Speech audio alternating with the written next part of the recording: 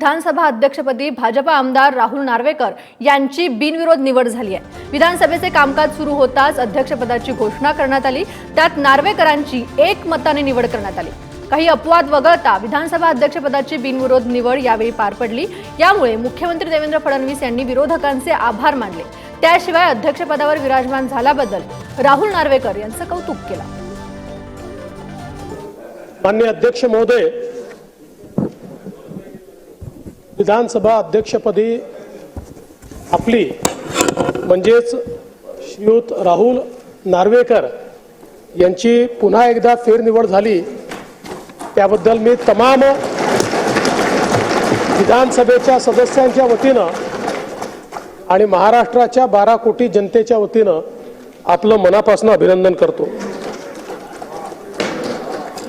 खरं म्हणजे विरोधी पक्षाचे देखील मी आभार मानतो की विरोधी पक्षाने या महाराष्ट्रामध्ये काही अपवाद वगळता सातत्याने बिनविरोध अध्यक्षाची निवडणूक करण्याची एक परंपरा आहे। त्या परंपरेचा मान राखत आपल्या निवडीला पूर्ण समर्थन हे दिल्याबद्दल विरोधी पक्षाच्या सर्व सदस्यांचे आणि गटनेत्यांचे मी मनापासून आभार मानतो। देवेंद्रजी म्हणाले होते मी पुन्हा येईन, ते पुन्हा आले, त्यांचे अभिनंदन। त्यांनी आपला शब्द पूर्ण केला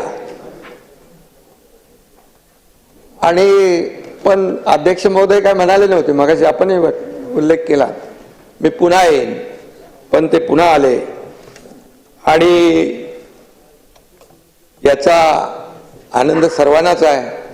मुख्यमंत्री महोदयांनी सांगितलं, राहुलजी अतिशय अत्यंत सक्षम,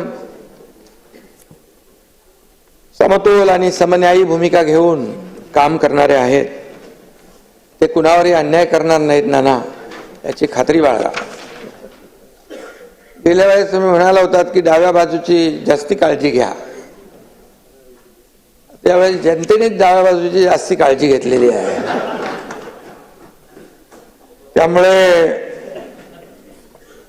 आणि अध्यक्षता आता घेणारच, कारण मगाशी सांगितलं एकदम सूक्ष्मपणे आपल्याकडे लक्ष दिलं पाहिजे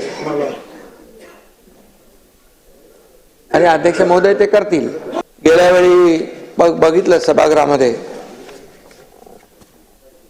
जसं विरोधी पक्ष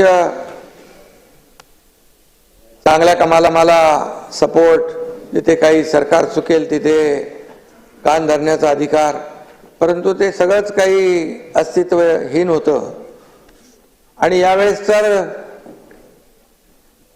विरोधी पक्ष नेत्यापदापर्यंत म्हणजे ती संख्या लागते ना,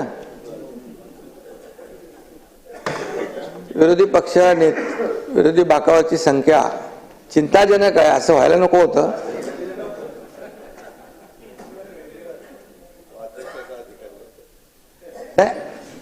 अध्यक्षांचा अधिकार आहे तो, अध्यक्ष त्याच्यावर अभ्यास करतील।